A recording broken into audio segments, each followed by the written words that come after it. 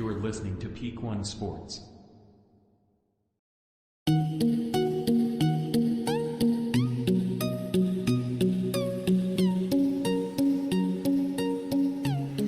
Hey y'all, welcome to the sports page on the Peak One Sports Network. I'm Dan Boyer, aka Neon Super Shrimp. Ashton and Chris couldn't be here today, dealing with family, finals, holiday festivities, To be honest, after that Cowboys loss, they might have just decided to give me a hiatus and let me do this on my own. So, rough loss. But before we get into that, I just want to give a shout out to our sponsor, Betalytics. Don't bet with your gut, bet with Betalytics. Let them use their algorithms and expertise to help you make the right decisions on your bets. So go to Betalytics.com, use promo code PEAK1 and receive 25% off your account when you sign up.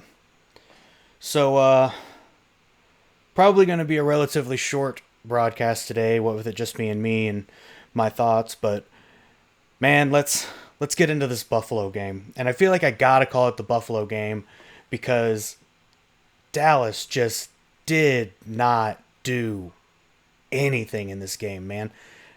Very, very disappointing. Like, from a Cowboys fan perspective, what a rough game, just you expect them to go in there and play as well as they have been these last 5 weeks. A pretty high-powered offense, one of the top defenses in the league, not just in the division, but in the league, one of the best records in the league, and they just play a game that's just not indicative of who they've been the last 5 weeks. Honestly, it felt a lot like the 49ers game.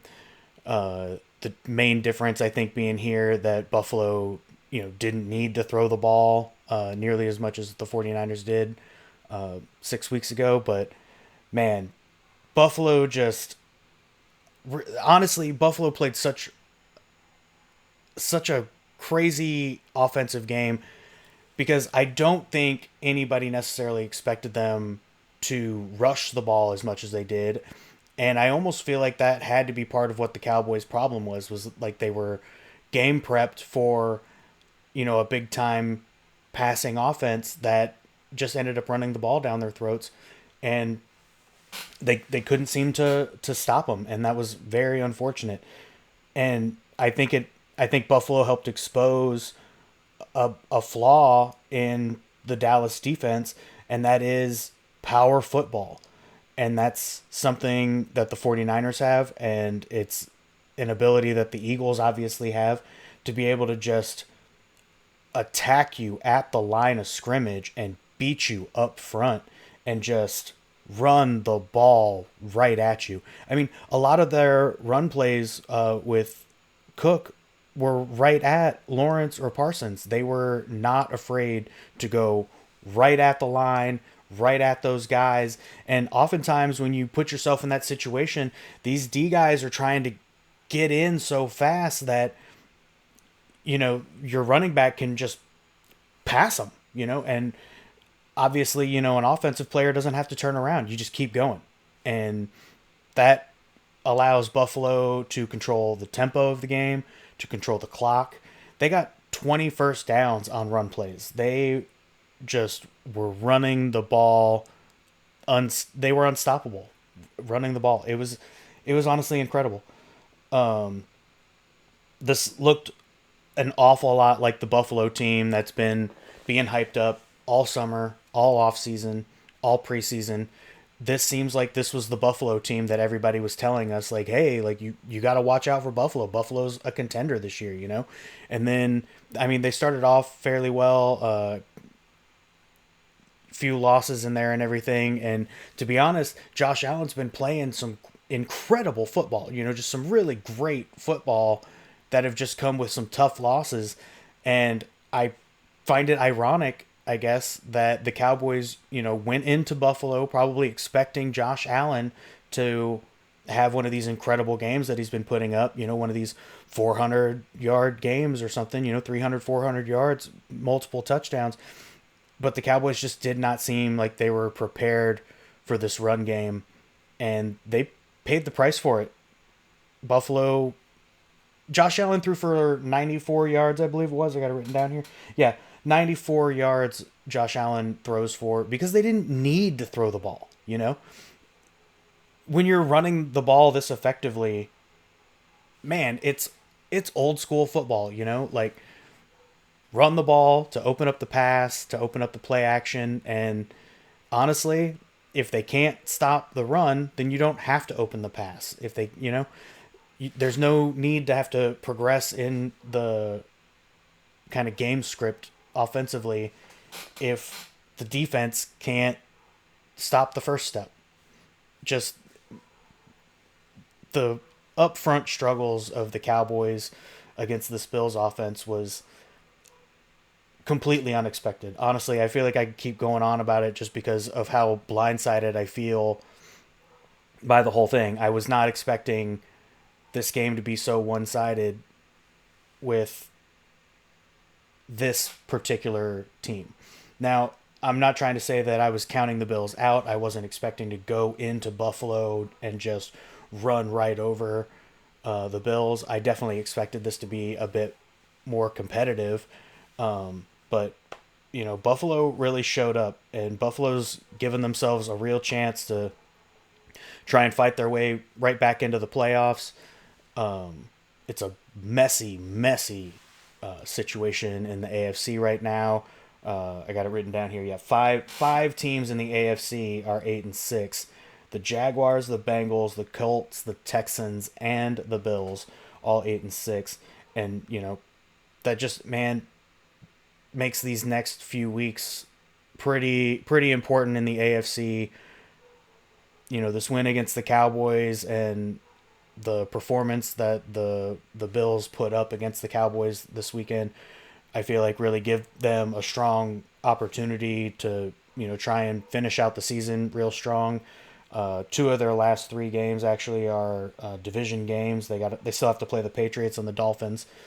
So I mean they've got a real shot at winning over these next few weeks, especially getting these division wins and working their way right into the playoff picture, where they could be like a very sneaky, tough team. Because I mean, this team was being talked about before the season, and I honestly don't feel like we've seen like the level of greatness that they can actually play at until like this week. And in all honesty, even this week I feel like was only a glimpse of it because Josh Allen only threw for 94 yards. I mean, there was and I mean, but they blew the Cowboys out of the water, man. And it's just, as a Cowboys fan, it breaks my heart. It makes me sick to my stomach. I was not expecting the Cowboys to just I wasn't expecting to go into Buffalo and just walk right over them, but I wasn't expecting them to get blown out like this either. But great opportunity for Buffalo to fight their way back into the playoff picture in the AFC. That being said, it's not over for the Cowboys.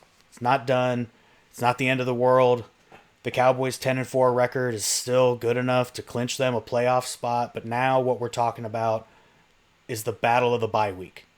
All right. Now we're talking about the Cowboys trying to win the NFC East and hopefully get themselves a bye week in the NFC conference.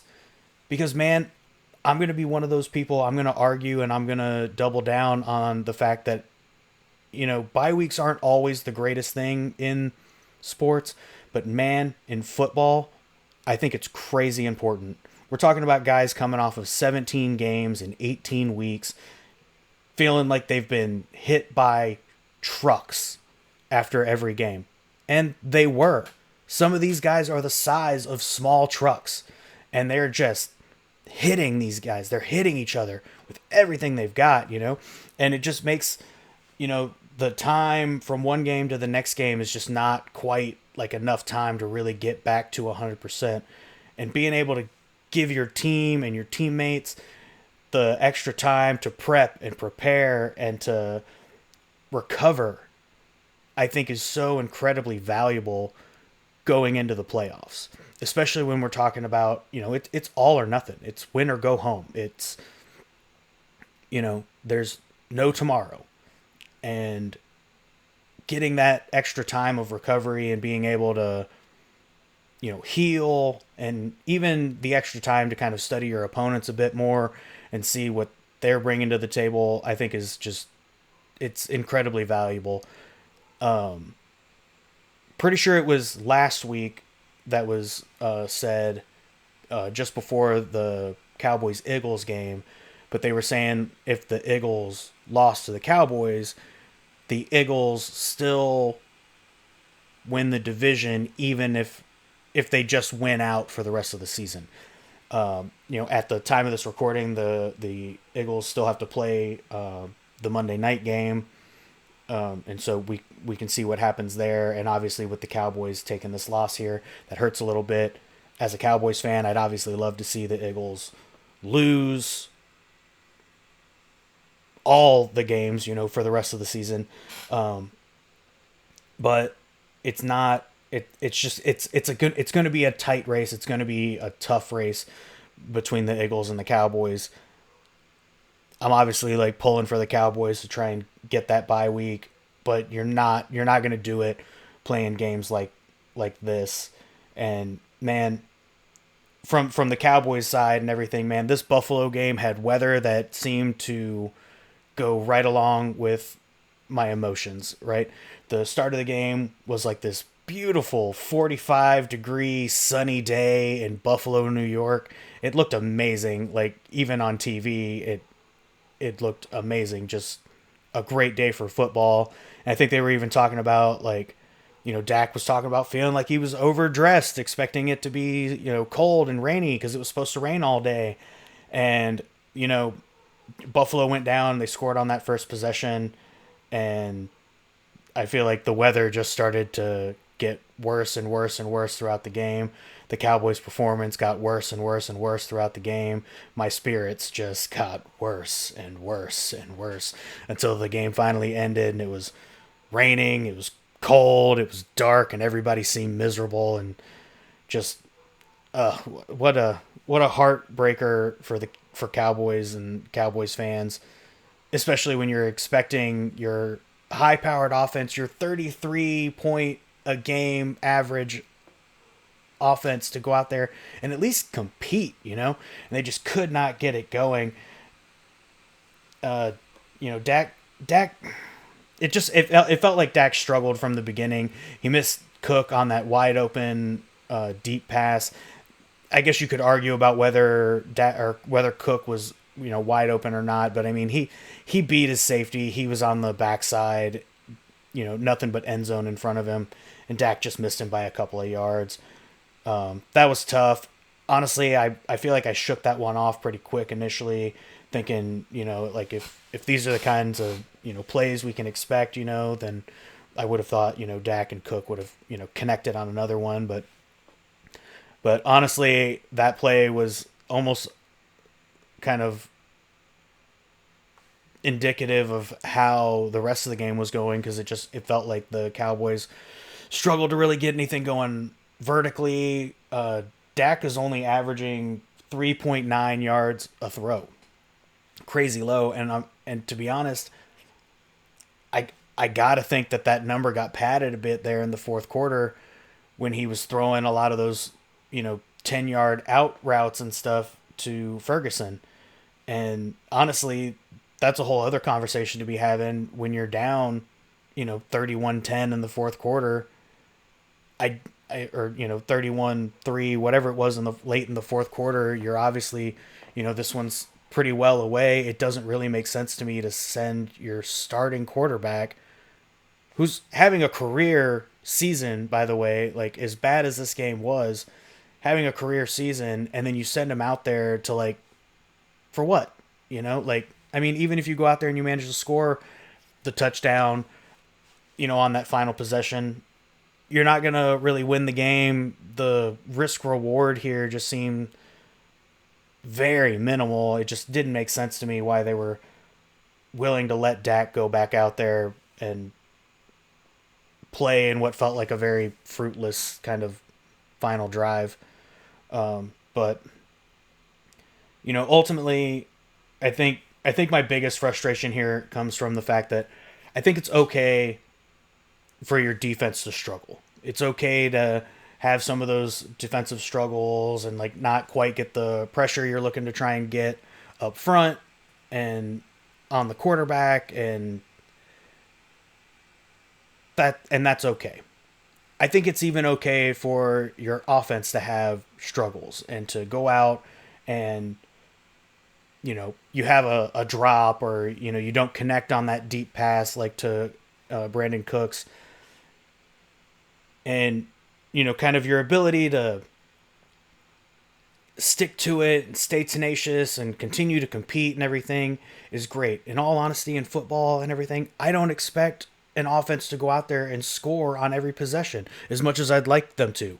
But like, it just, like even mathematically and everything, it just doesn't really make sense to expect any offense to go out there and score every single time they touch the ball.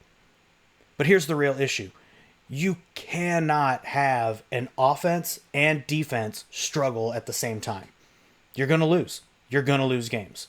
And when you have one of the top offenses and one of the top defenses, you should be able to pull out wins in situations where, both sides don't show up. Your offense may not be having the greatest day, but your defense can play a great game and give your offense more opportunities and even stop the other offense from scoring. Same thing on the other side. Your defense may give up, more points and more touchdowns or field goals or whatever. And that's okay as long as the offense is able to go and perform and put points on the board to kind of help make up for the defensive shortcomings, But they can't both be doing it at the same time. And it's absolutely unacceptable when you're talking about a team with one of the best records in the league, one of the best offenses in the league, one of the best defenses in the league. Like, on paper, you've got everything going in your favor, everything working for you, so that you should be able to go into Buffalo and win this game. This should not have been the game that it was. And I stand by what I said before. Like, it's not the end of the world for the Cowboys, having lost this game. But to go into Buffalo and lose such an uncompetitive landslide to the Bills is like the real issue here. And I'm really, really hoping, that, come next week, the Cowboys will figure it out, put it back together, and kind of get back on that rhythm again. I really hope, maybe this helps Dak, motivate to show a little more leadership, be more prepared, maybe even be ready to just kind of like, I don't know, pick up that offense and just like kind of make it happen. I don't know, man. Honestly, like as it was progressing on into the late fourth quarter, as much as I was kind of complaining about like Dak playing and everything, they seemed to get a little bit of rhythm going as they were kind of moving downfield, and he hit, Ferguson, I want to say it was like 2 or 3 times. It might have been more, but they were moving the ball. And, if I'm being completely honest, like I feel like that frustrated me quite a bit just because they weren't doing that at all the whole game, and, now it's garbage time, and, now we're, and so it just makes for a rough situation, and it's annoying as a Cowboys fan to almost like see them kind of figure it out or put it together at the very end of the game when there was no shot, there was no point in Dak even being out on the field, or CD for that matter, or like we should have just kind of been out there second stringing it and trying to get ready for next week. So, all in all, I think, frustrating loss for the Cowboys, not the end of the world. We're still looking forward to the playoffs. We're still going to make the playoffs. I think we've got to be more prepared and more tenacious to compete better, especially in these away games. Um, you start playing kind of some of this, what feels like slack off football, this late in the season, and you're not going to be ready for those playoffs come playoff time. And, kind of like I said before, I'd really, really like to see the Cowboys kind of win this battle of the bye week and manage to get that extra time off to, recover, really get right, get prepared to, try and make a good run through the playoffs and everything. There's tough teams to beat still ahead that we will definitely see in the playoffs. So it's going to be an interesting few weeks. Buffalo fighting their way back in. Cowboys got to stay tenacious, got to keep it up. Can't wait to see what happens next week. But until then, I'm Dan.